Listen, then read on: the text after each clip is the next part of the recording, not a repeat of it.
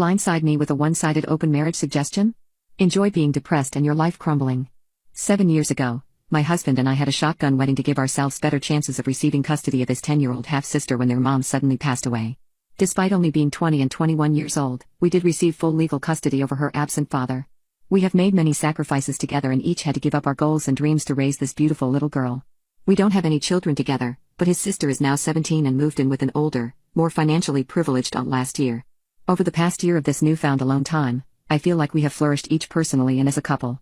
We never fight, arguments are rare and we are pretty good at coming to understandings and apologizing when necessary. Basically, I feel we had a pretty healthy relationship. Fast forward to this past October. My husband seems like he has been depressed, which is normal for this time of year because of the timing of losing both his mom and dad in different years around the same time. The holidays are tough for him, so I get it and try to be there for him. He had previously planned a suicide attempt because of family issues before we met, so I take his mental health very seriously. Well, Time sits me down to have a serious conversation and starts it by saying he wants to open up our relationship just on his side as he feels as a man he should not be confined to unbiological monogamy. I felt my heart drop to my stomach but stayed silent and let him talk. He doesn't do any more explaining, just jumps right into rules of the one-sided open relationship. I asked him if he already had someone in mind for himself, and of course he denied it. I couldn't help it, I definitely blew up at him. I was totally blindsided and disrespected by this proposal. I slept on the couch after my outburst, and he didn't even try to come after me to explain anything, which kind of made me feel worse. I had never felt so unwanted in my life before that moment. He went to work the next day, but I had the day off and really thought about my situation. After crying for hours, I came to the realization that this was the end for our marriage. Even suggesting an open marriage was a deal breaker for me, much less a one-side one. While he was still at work, I moved all his stuff out of our bedroom into his sister's old room, technically a spare room now. He comes home from work, ready to talk it out. After talking through more of why he wants this, I've come to realize several things. He is way kinkier than he lets on, and is disappointed with our bedroom life. He knows I'm not on the same level and doesn't want to push me past my boundaries to try things he knows I won't like. When I asked how he knows I won't like to try these new things, he explains they are an escalation of things he already knows I'm not down for but won't go into specifics. He also is unhappy with how infrequently we have intimacy but has never really put the effort to change anything regarding it. Just complained over and over and expected me to just be ready to do the deed any minute of the day. He feels we have nothing in common now that his sister is gone. For context, he is more of the outdoorsy type, whereas I like to stay inside and read or play video games. I do venture out once in a while to do things he likes together and genuinely enjoy them myself when I go kayaking and skiing. I do understand that it isn't as often as he would like though. Also, because we got married so young, there are a lot of things neither of us really got to experience or try, mostly sexually. He is mourning the loss of his young 20s and never getting to sleep around and explore his KNKS. Part of the rules he explained was that we wouldn't technically be sleeping around with whoever we wanted. He called it a one-sided open marriage but described it more as polyamory on his side, where he would have a girlfriend of his own that he went on dates and did things together. Someone he was allowed to love and be with sexually. An emotional connection was pivotal for him, which broke my heart to pieces. During our talk, I told him I would never be able to look at him the same. I would never be enough for him, and he was basically trying to get a pass for guilt-free cheating in my eyes. I told him it sounded like he wanted to be with someone else without ever leaving the comfort of his marriage. Knowing he could date around and not worrying if those relationships would fail because he could just come home to me. He tried denying these things, saying he wanted to explore himself sexually but didn't want to lose me in the process. He tried getting me to agree to marriage counseling to talk about the one-sided open marriage concept. I told him just proposing a one-sided open marriage was grounds for divorce for me, and I wasn't willing to go to a counselor for them to gang up on me to try to bully me into trying it. Because I told him I could never see him the same and how badly this crushed any self-confidence I may have had, he doubled down. He said if we go back into a relationship and pretend this never happened then he would end up cheating on me.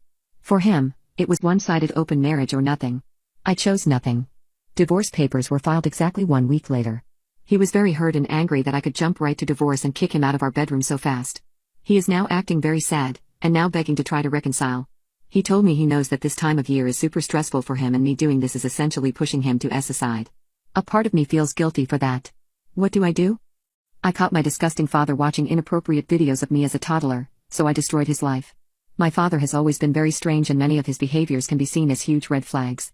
For example, my best friend is 16, and the first time my father met her, which was 2 years ago, he made a comment about wishing she was 30 years younger so he could have a chance with her. He said this in front of her, and needless to say my best friend has not been back to my house since then. My father is single, and tends to go out to clubs often to meet women. The problem is he often tells me about these women that he met, which is weird itself as he goes into detail about it, but what's weird is that these women are in their early 20s when he is in his mid-40s. I once asked him why he goes for women that are half his age, and he told me they're younger and less used up. That made me shiver. But, despite these quite enormous red flags, he was a good father in every other aspect. He made sure I had good clothes, had enough money to send me to private school, made sure to provide for me and put food on the table, and he also spent time with me, taking an interest in hobbies of mine such as gymnastics. He would drive me to practice and tournaments even in different states. He would always tell me I was pride and joy. The only thing in his life that truly mattered. For context, my mother died when I was 2 years old and I know this affected him a lot. Anyway, my father would even record me at these gymnastics competitions as memories to look back on. At the time I thought this was very cute and I liked him recording me, but in hindsight these memories are ones I would like to block and totally forget about. I honestly should have seen something coming. My father was a strange individual, but the fact that he seemed to love me made me never in a million years suspect that he was capable of something so disgusting. I think that's perhaps what hurt the most when I found out that the man who took care of me, the man who was my father, was actually a creep. I was so blindsided by the fact that he was a good father that the red flags never crossed my mind as actual threats or suspicions. Well, my entire world came crashing down about 3 weeks ago.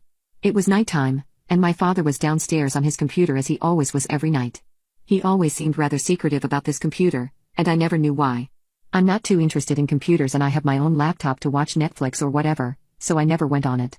Well, that night I woke up parched. That feeling of wanting to drink every ounce of water in the world consumed me, and I went downstairs to get a bottle of water. My father must not have noticed me as I walked down. His computer is positioned in a weird way where as soon as you come downstairs you can see it. And that's when I saw it. And what I saw made me freeze in horror. I didn't want to believe it or look at it at first, but I could not take my eyes off it. He was watching videos of me as a toddler, and rubbing one out to them. This particular video was of me sucking a bottle of milk. He was wearing headphones as I'm sure he would have heard me gasp. I just went back upstairs. I didn't want him to catch me as I was sure I was in danger. I stayed awake that night crying, all the red flags throughout the years emerging. I cursed myself for being so stupid and never noticing. Seeing his face and telling him about my plans for the day while he made breakfast the next morning was hard. I was pale and scared, and he picked up on this. I managed to convince him I just had a nightmare though. I spent the next week trying my best to avoid raising any suspicion and kept interacting with him as normal, but it was extremely hard to do so. I spent the entire week thinking if I should report him. It seems like a very obvious decision, but when you have to make it, it's not as clear-cut, believe me. Eventually I decided to report him. I came to the conclusion that it's likely that my father has other disgusting things on his computer and I could not risk it. So I called CPS, I called the police, I could whoever I could and reported my father. I told the police what had happened, and although I had no proof, I told them I had a strong suspicion that there could be kiddie adult films on my father's computer. My accusations were taken very seriously. My father's computer was confiscated and there they found it. There were over 8 gigabytes worth of kiddie adult films on it. I threw up when I found that information. I remember seeing my dad for the first time after he got arrested. He could not look me in the eyes, and I cried while looking at him. He called me from jail to tell me he was sorry, and I told him I wished he rots. I cried directly after. I have been told that to make sure my father goes away I should testify, but I do not know if I have the strength to do that. It's been a very, very rough few weeks since I uncovered this. I am living with my granny now on my mother's side and she's doing what she can to help me out. My alcoholic sister tried to hold my baby while drunk and dropped him, so I exposed her on social media. My sister and I have never gotten along, primarily due to her being a golden child. She would get better presents, my parents attended her school events over mine and so on. We were still semi-close all throughout this time, but that all changed when she delved into alcoholism as soon as she turned 21. She went from drinking monthly, to weekly, to almost daily. The main problem I had is her forcing me to drink with her. I never liked alcohol and never wanted to partake, but she essentially bullied me into doing so. For her 22nd birthday, she called me boring in front of all her friends for not drinking. Later when I asked her for water she gave me a glass that was pure vodka.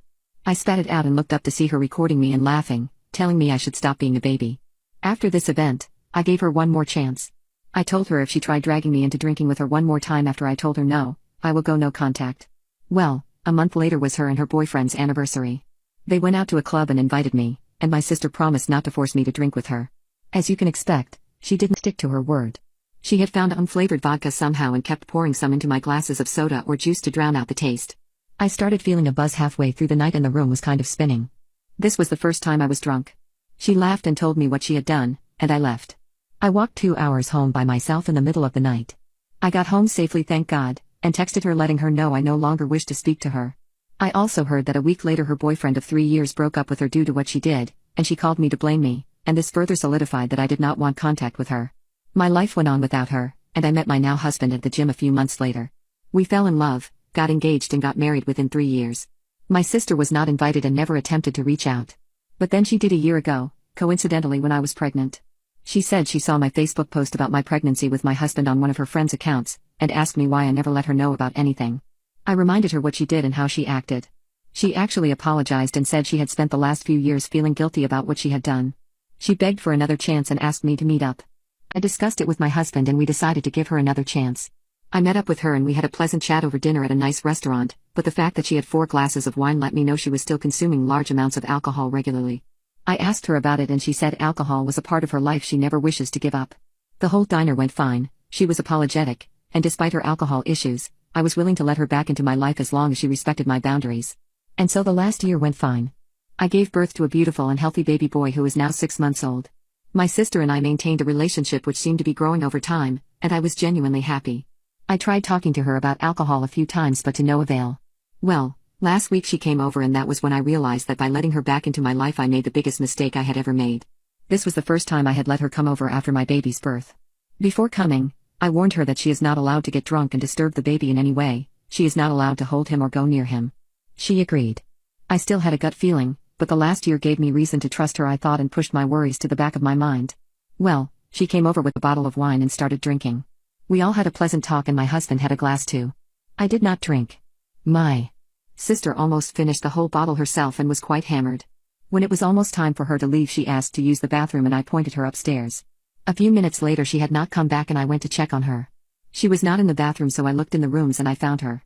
In my and my husband's room, sitting on our bed and holding my baby. When she saw me she panicked, and proceeded to stand up to give him to me, but as she was standing up she lost balance and fell, proceeding to drop my baby onto the floor. I screamed and went to check up on my baby. He had not fallen from a huge height at all and was thankfully okay. He was of course crying but he seemed to sustain no major injuries which I thanked my lucky stars for. My sister got up and started apologizing and I called my husband who came upstairs. I told him to hold our baby and dragged my sisters downstairs and outside to speak to her. I told her that I had one rule, and that was under no circumstance could she get near the baby while drunk, and while drunk she decided to hold him, then dropped him and put his life in danger. She kept apologizing and I called her a taxi home saying I never wanted to speak to her again. The next day I made a Facebook post about her, explaining everything that happened and stated that this was a warning. That my sister is a danger to children and that she should never be allowed near children. The post got to my sister off course who went irate. She called me getting mad at me for ruining her and making her out to be an alcoholic monster. I did not even engage with her. I told her she should be grateful I do not press charges against her for doing such a thing, and if she ever contacts me again I might go through with pressing charges. My ex-fiancée of 8 years broke up with me via text then ghosted me. She's now joined my friend group because I'm dating one of her friends. My ex Jess and I were together for 8 years and engaged for 3 of them. I fully expected to marry her, and spend the rest of my life with her. Well, in early 2016 her job offered her an amazing opportunity to temporarily work 4 months in the company's satellite office in New Zealand to temporarily manage and lead a new team. It was very sudden, and I was not really happy with the idea, but she really wanted this chance and opportunity. So off she went. We decided to stick together throughout this time frame of course. I flew out to visit her after 2 months. However, when I arrived at the airport, I got a text message from Jess. The message was short and more or less consisted of, she was sorry but she has met a new man in New Zealand who she loves more, and she thinks it would be best if we went our separate ways from now on. She then completely blocked me on every single social media as well as my phone number. I was confused, devastated and became an absolute wreck. I remember completely breaking down in the airport. I spent the next 4 days living at a motel basically trying to get into contact with her in any shape or form. She had apparently blocked everyone in our circle of friends. Even Jess's close friends from our circle of friends were shocked, confused and basically lost. Even her parents were extremely confused when I called them. Her dad, who I was extremely close with, refused to believe it at first. I was a mess for a solid year, but my close circle of friends managed to drag me out of my hellish hole along with some therapy. Her best friends became close friends with me. About a year ago, she invited some of her old close friends to her wedding with a new man. No one went, and I quickly found out about the wedding, which hurt me even more. Well, over a year ago, I started dating one of her old friends as me and her had gotten close over the last 2 years. She felt quite hurt when my ex basically ghosted her. Unfortunately there was some awkwardness because she knew I was not fully over my ex, but she has been a supportive and amazing person and I am extremely happy with her. Life was going great for me. Then in December, Jessica apparently moved back home after divorcing her husband because he apparently was physically abusive. Now, she is making this hugely concentrated effort to reconnect with people in our friend group, which is resulting in some very conflicted feelings for some people. Last week I found out that Jessica and some of my friends have started playing D&D, which frankly made me feel like crap. Part of me just wants to move on from this but I am struggling hard. While my girlfriend has been extremely supportive, I just feel numb and don't really know what to do. Today Jessica sent me a long Facebook message basically apologizing to me for what she did, and asked to be friends. I have not responded yet, but I'm very puzzled on how to proceed. My vegan girlfriend is freaking out because I pranked her by feeding her chicken nuggets and now she's threatening to break up with me. My girlfriend is an avid vegan who deeply loves animals and is set in stone in her ways, which are kinda stupid in my opinion. She grew up on a farm, and when she was young she would form attachments to animals only to watch them get unalived and their meat sold. She told me the story of a cow she named Mooey, who she formed a bond with and who would get excited every time he saw her, only for Mooey to be unalived. This left a huge mark in my girlfriend's mind and it is something that has forever stayed with her. My girlfriend has been vegan for a really long time. However, unlike some vegans she has no problems with me being non-vegan. There is one problem we do have in our relationship however, and that is me pulling pranks on her. Pranks which she does not necessarily find funny at times, but pranks that are mostly harmless. The most extreme prank I've ever played on her is a S-aside prank. Looking back I realized this was way too far and not something I should have done, and she had every right to be as mad as she was. Nonetheless we managed to get over it. Well, a few weeks ago I mentioned to her that I was not sure that she should keep being vegan due to a potential lack of protein in her diet. She told me there was no need to worry as she was supplementing vegan protein powder, and this set off an argument when vegan protein powder is not real food. She retorted back saying that she just cannot bring herself to eat meat or any animal products, and that protein powder will have to do. I then sarcastically remarked that she should just try chicken once and when she realizes how tasty they are, she'll never be vegan again. She got quite mad this remark of mine, claiming she would never go out of her way to unalive and eat a harmless chicken. I then made the joke, well if God didn't want me to eat chickens, why did he make them so tasty? She was visibly annoyed at this remark of mine and we did not speak much for the rest of the day. I tried to initiate conversation the next day but she was rather silent again. I ended up apologizing however and she accepted my apology. I tried to explain to her that the only reason I made the jokes that I did the last day was because of my nature as a prankster and that I love to rile people up. It's my personal sense of humor. She told me to just let it go and accept the fact that she is vegan. I told her I would and we went on with our lives. That was until last night, that is, when I got hit with a random urge to prank her. I sometimes get random urges to pull pranks on her. I can't explain it but I can imagine this is what an addict feels like when he has gone without a hit for too long. There's just something in me that tells me to pull a prank. So that's what I did last night. My girlfriend was going to have vegan chicken nuggets for dinner, and I saw this as a perfect opportunity. I headed out to the store alone to pick some real nuggets up then headed home. When I got home I told her not to worry about dinner and that I would put the food on. When the nuggets were ready, I placed my real nuggets onto a plate, her also real nuggets onto a plate, then brought them out and served it to her. I could barely hold in my laughter when she said, "Thank you." I watched her eat one, then two, then on the third nugget she told me that these taste a little weird. I shrugged in response. She ate the third one then put her plate down, telling me that there is something different about these nuggets. That's when I couldn't hold it in anymore. I started laughing, and she stared at me confused. That's when I told her that she had just been pranked. That these are undeniably, 100% real chicken nuggets. I even took it one step further and went into the kitchen to show her the fully sealed and unopened pack of vegan chicken nuggets. I expected her to be mad, but what I did not expect was for her to cry. That was her reaction. Also, instead of speaking to me, like a normal person with an issue, she bolted upstairs and locked herself in the bedroom where I could hear her crying for almost a full hour. That annoyed me. I understand that what I did may have been wrong, but there is no reason she cannot communicate with me like a proper adult. When she left the bedroom I told her I would like to apologize to her and she told me to save it, then mentioned that she's seriously thinking of breaking up with me. She said that my pranks have gone on for too long, and pranking her with something like this was another instance of me crossing a hard boundary. She refused to speak to me all night, and has not spoken today much either. I caught my disgusting father watching inappropriate videos of me as a toddler, so I destroyed his life. My father has been sent to prison for 7 years. I feel many emotions about this outcome, and although relief is one of the, I would say pain and heartbreak is the biggest one. The whole time throughout the case I kept asking myself if what I was doing was right, if sending away the man that raised me was really the best option and if I should have told him first and sent him to therapy. These things have been weighing on me greatly. As much as I hate my dad for what he did and the kind of monster he really is, he is my dad. He raised me to be a person with good morals and a good upbringing, and for that I have to thank him. As far as testifying in court went, I decided to do it. I'm not going to type out the speech that I gave because it is too personal for me. But I cried throughout it. In the speech I mentioned that I said above. That although what my father did was horrible, that he is a monster who truly deserves prison time, that he is still my father. That standing here and testifying against him is single-handedly the hardest thing I have ever done and probably the hardest thing I will ever do. By the end of my speech my father cried, some members of the jury cried, and I was crying too. Hear gavel bang and my father being given prison time was overwhelming. I'm currently in a deep depression and I'm attending therapy to try overcome it. Life is very bleak most days. I have started seeing the world as an evil place and have developed trust issues due to the actions of my father. I don't know if this will ever get any easier, but I'm gonna try. My alcoholic sister tried to hold my baby while drunk and dropped him, so I exposed her on social media. This was truly never an update I thought I would be making, and it hurts so much to even write this. I found out that my soon-to-be ex-husband has been having an affair with my sister for the past 5 or so months. Basically as soon as my baby was born, maybe a few weeks later, Theory began engaging in flirtatious texts. The affair turned physical soon after and they had been hiding it very successfully. Whenever he took extra long shifts at work, he was over at hers. My husband also started working night shifts around this time, and he used this as an opportunity to see her after work before coming home very frequently. The way I found out was by using my husband's laptop. Mine had broken down and I went onto his. I was searching for a specific email that I knew was sent to him, and while going through his email, I found confirmations of hotel bookings too. I was super suspicious of this, and the next morning while he was sleeping after his night shift I took his phone. I looked through it to find evidence of the affair. He did not hide it in any smart way, shape or form. There was just text between them, talking about me. Talking about our life, my sister asking him who is better in bed and him telling her each time that my sister was. It broke my heart seeing this. I put his phone back and went for a stroll with my baby, during which I cried the whole time. I had a random stranger check up on me who saw me crying. She was very nice and I talked to her for a few. When I got home I confronted my husband, who, seeing as he had nowhere to hide, confessed. I asked him how he could do this to me, and he had no answer. I told him to leave the house and asked him to stay with his parents, but he refused. I started divorce proceedings too, but it is not easy as we live together.